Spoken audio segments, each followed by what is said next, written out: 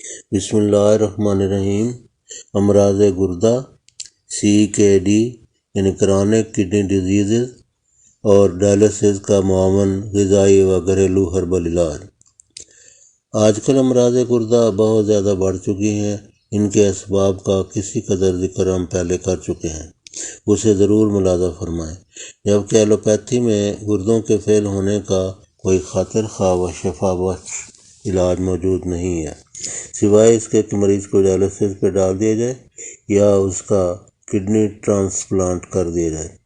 ہم نے جو ہومیو و دیگر علاج تجویز کیا ہے، اس کو دیگر علاجوں کے دوران جاری رکھیں تو امید ہے کہ بہت اچھے نتائج ملیں گے۔ امراض گردہ کا گھریلو علاج۔ مکئی کی چھلی کے بعد روزانہ ابال کر پئیں۔ متواتر کئی ہفتے یا کئی مہینے استعمال کرنا پڑتے ہیں۔ یہ نسخہ بے حد مفید ثابت ہوگا انشاءاللہ۔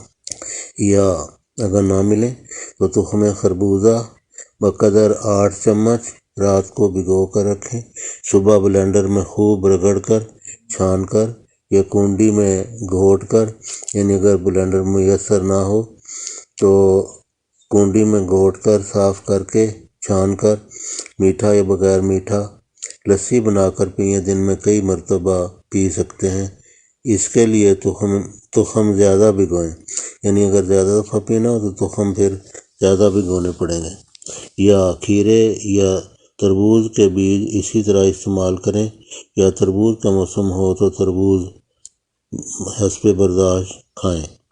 یا تخم میتھی یا تخم السی ترکیب مذکورہ بالا کے مطابق استعمال کریں۔ یا ریوند ختائی، نوشادر، اجوائن دیسی، سونف ہم وزن پیس کر ملا کر چوتھائی تا آدھی چمچ صبح شام کے سونف بھی 120 ml کے ساتھ استعمال کریں۔ یہ شربت بذوری معتدل 4 چمچ کے سونف 120 ml میں ملا کر معجون فلاسفہ 1.5 چمچ کے ساتھ روزانہ استعمال کریں۔ جو معلومات ہم نے دی ہیں نہایت مفید، تجربہ شدہ اور تصدیق شدہ ہیں۔ نیکی و صدقہ کی خاطر اس کار خیر کو آگے پھیلائیں، دوسروں کے ساتھ شیئر کریں اور مزید معلومات کے حصول کے لیے سبسکرائب کریں۔